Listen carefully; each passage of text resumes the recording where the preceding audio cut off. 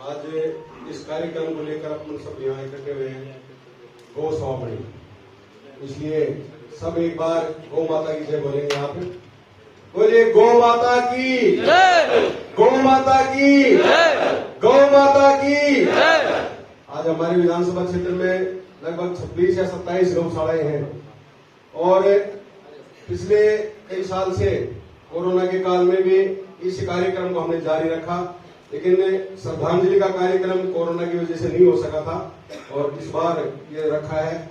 इस कार्यक्रम में पधारे सभी गांव ढाणी से जो लोग उपस्थित हुए हैं उन सबका मैं बहुत बहुत आभार प्रकट करता हूं। इस कार्यक्रम में जिन जनप्रतिनिधियों ने जो जनता की सेवा में समर्पित हैं, जो सरपंच हैं, चेयरमैन हैं, पूर्व चेयरमैन, पूर्व सरपंच, जिला परिषद के सदस्य, हमारे जिला उप प्रमुख हैं और जितने भी जनप्रतिनिधि हैं, पंचायत समिति के सदस्य हैं, जो पूर्व में रहे हैं या राजनीति में जो अपना जीवन जनता के लिए समर्पित करते हैं, उन सबका मैं बहुत बहुत तहे दिल से आभार प्रकट करता हूं। पत्रकार बंधुओं का भी मैं आभार प्रकट करता हूं। मेरे मित्र जो बचपन के मेरे साथी हैं भाई सतपाल जी, जो जयपुर से चला के इस कार्यक्रम में हमेशा अपना पूरा समय देते हैं। ताराचंद जी वीडियो साहब जो अलवर से चलकर आए, उनका बहुत बहुत आभार प्रकट करता हूं।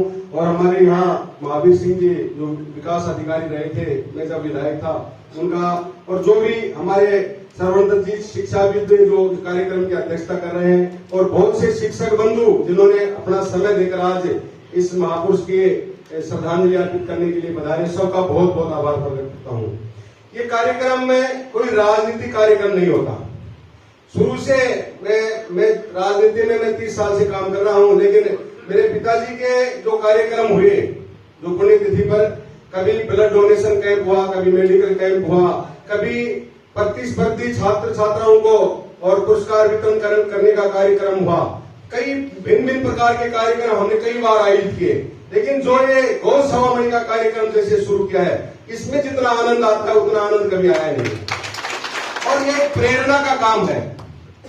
आज अगर कोई माता पिता की सेवा में विश्वास रखता है तो उसको माता पिता की सेवा तो करनी ही चाहिए, लेकिन उसके साथ साथ में गौ माता की सेवा, क्योंकि हमारी सृष्टि का जो स्तंभ आधार है वो गौ माता है। बहुत से पुराने हमारे विद्वान लोग कहते हैं कि ये पूरी पृथ्वी है वो गौ माता के सींग पर टिकी हुई है। तो और माता जो जन्म देती है उसके बाद में जिसका स्थान आता है गौ माता और धरती माता, और हमारा ये देश है ये भी भारत माता। तो हम 4 माताओं की सेवा करें, तो अगर 4 माताओं की खुले दिल से सेवा करेंगे तो उस व्यक्ति को स्वर्ग में जाने से कोई रोक नहीं सकता। ये मैं आपको दावे से कह सकता हूँ, क्योंकि जो माँ से विमुख हो जाता है उसका कहीं समाज में स्थान नहीं है, कहीं परिवार में स्थान नहीं, गांव में स्थान नहीं है। और जो माँ की सेवा में समर्पित होता है उसका सम्मान सबके सर माथे पर रहता है। इसलिए ये कार्यक्रम जो गौ सभामणि का किया, ये निश्चित रूप से हम सवा मन 40 किलो का दलिया वगैरह है और 10 किलो गुड़ है, लेकिन ये कार्यक्रम कर रहे हैं उसके आप उससे प्रेरणा निश्चित रूप से ले सकते हैं। सब लोग सब गौशालाओं में एक साथ नहीं कर सकते। यथाशक्ति अपने गांव में गौशाला है, अपने पुत्र का जन्म है, उसका जन्मदिन मनाते हैं, हम अपने भाईचारे को निभाते हैं, लेकिन एक छोटा सा ही पहल करें कि एक 1.25 मन दलिया लेकर और गौशाला में जाएं और उससे उसकी शुरुआत करें, तो उस बच्चे को जो हमारे भाईचारे में आते हैं वो लोग जितना आशीर्वाद देकर नहीं जाते, उससे कई लाख गुना आशीर्वाद ही गौ माताएं देंगी। और उस बच्चे के जन्मदिन के ऊपर आप जो दुआएं मांगते हैं वो निश्चित रूप से पूरी होंगी। कई लोग अपने सालगिरह में मनाते हैं, शादी की सालगिरह, किसी की 11वीं, किसी की 15वीं, किसी की 25वीं है, तो सालगिरह पर जो पुण्य के काम है, वृक्षारोपण है या गौ सेवा का जो काम पुण्य का है, ये काम पुण्य के है जो सबके काम आते हैं। गौ सेवा का जो हम काम करते हैं, सारी गौ माताएं जो छोटी मोटा बच्ची है, छोटी बड़ी गौ है और सांड है, इन सबको थोड़ा थोड़ा उनके भाग्य में जितना लिखा उतना जरूर मिलता है। और अगर हम पेड़ लगाएंगे तो उस पेड़ की भी छाया सारे जीव जंतु उसकी छाया लेंगे, उसके फल खाएंगे और उसकी लकड़ी को भी आम जन उसको उपयोग में लेगा। इसलिए ये बहुउद्देशीय सेवा की जो भावना है वो आप अपने दिल में लेकर जाएं। और इसमें मेरा तो यही निवेदन है कि आज से अपने दिल में एक संकल्प लेके जाएं। मैं हर गांव में, आप हमारे वकील साहब ने जो इसे समिति के हमारे वरिष्ठ सदस्य भी और संरक्षक हैं, इन्होंने कहा कि गांव-गांव में अगर छोटी-छोटी समितियां बनाकर आप इस काम को आगे बढ़ाएंगे, वृक्षारोपण का भी बरसात आएगी उसके बाद में, और गौ सेवा के प्रोग्राम को आगे बढ़ाएंगे। बालिका शिक्षा को बढ़ावा देने के लिए गांव में अगर समिति के माध्यम से कोई काम करेंगे तो हमारी ये समिति पूर्ण रूप से आपके साथ में है। अगर कोई भावना तो है उसकी, लेकिन वो कोई उसके पास में कोई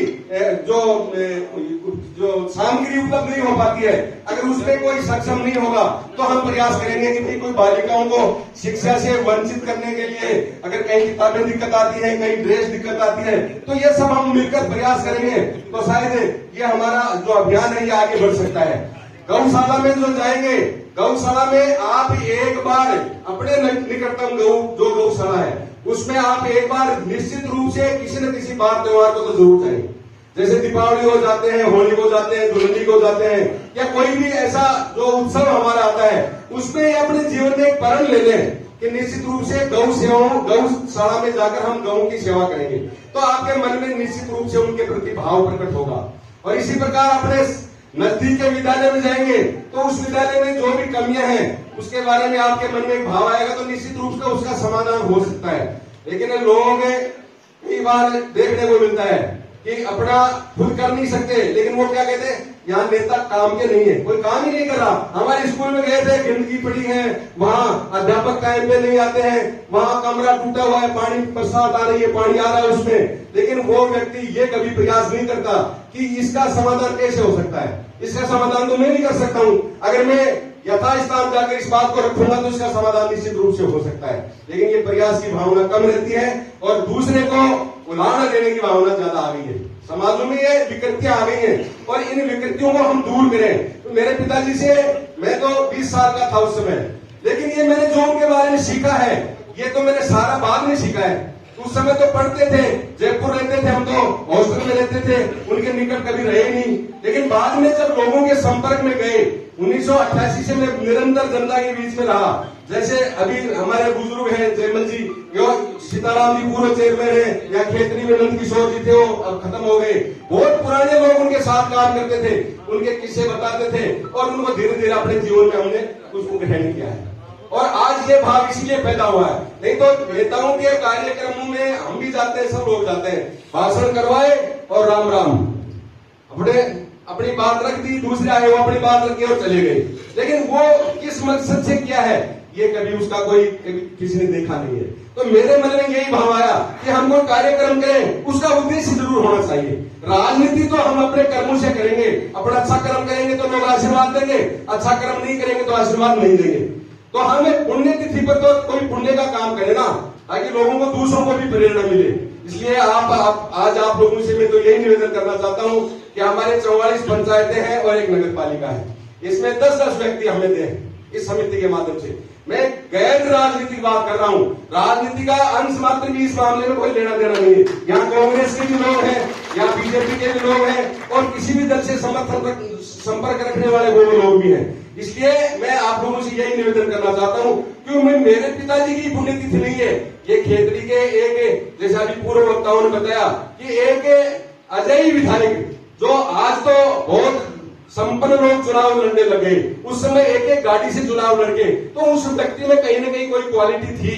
और ऐसे व्यक्ति से हम प्रेरणा लेके आगे बढ़ेंगे तो कोई जरूरी नहीं कि सरपंच, प्रधान, एमएलए ही बने, लेकिन जो भी एक मानवता का कम से कम अगर ऐसे संस्कारों को आगे बढ़ाएंगे तो मानवता में तो संस्कारों में सुधार होगा। आज हमारे समाजों में कुरीतियां कितनी आ गई। आज देखते हैं 2 लड़के बदमाशी करते हैं, उनकी वोटिंग करने वाले 50 मिल जाते हैं। 2 लोग शांति से सुन रहे हैं, उनकी तरफ कोई देखता नहीं है। ये विकृतियां आ गई हैं। और कल ऐसी एक विडंबना की घटना, हमारे जनप्रतिनिधि हैं उमेश सिंह जी निर्वाण, इनके सामने असामाजिक तत्व आए, मारपीट कर ली, मोबाइल छीन के ले गए। कितनी एक निंदाजनक घटना है। ऐसी घटनाओं को हम सब मिलकर एकजुट होकर जब तक इनका विरोध नहीं करेंगे तब तक समाजों में सामंजस्य, सहिष्णुता नहीं बन सकती। इसलिए इस कार्यक्रम के बाद में हम जनप्रतिनिधि जितने भी बैठे हैं, एक बार हम इंचार्ज से मिलेंगे और डिप्टी साहब होगा उससे मिलेंगे और उनसे मिलकर बात रखेंगे कि खेतरी में आज कोई भी व्यक्ति सुरक्षित नजर नहीं आ रहा। इसके बारे में सबको सोचना चाहिए। जनप्रतिनिधियों के साथ में ऐसी घटना है, आम व्यक्ति की क्या स्थिति होगी, कोई पूछने वाला नहीं है। इसलिए इस प्रकार की राजनीति से ऊपर उठ के इन बातों के ऊपर सब जनप्रतिनिधियों को और जो व्यक्ति यहाँ आए हैं, ये सारे के सारे जनता का किसी न किसी रूप में प्रतिनिधित्व करते हैं। कोई एमएलए बनने से, सरपंच बनने से, या कोई प्रधान बने या कोई डेलीगेट बने, वही जनप्रतिनिधि नहीं होता। जनप्रतिनिधि जो जनता की आवाज को आगे तक पहुंचाता है, वो जनप्रतिनिधि होता है। इसलिए आप लोग जो यहाँ आए हैं, समाज में, गांव में जो हमारी ये विकृतियां आ रही हैं, इनका निश्चित रूप से विरोध करें और समाजों में सामंजस्य से काम चले, इस प्रकार की भावना गांव में बढ़ा के रखें। आप लोग बता रहे हैं, सबका मैं बहुत बहुत पुनः तहे दिल से आभार प्रकट करता हूं और सभी जो हमारे जनप्रतिनिधि हैं, इनसे निवेदन करता हूं, कार्यक्रम के बाद में थोड़ा रुक के फिर एक बार चलेंगे। बहुत बहुत आभार। जय हिंद, जय भारत।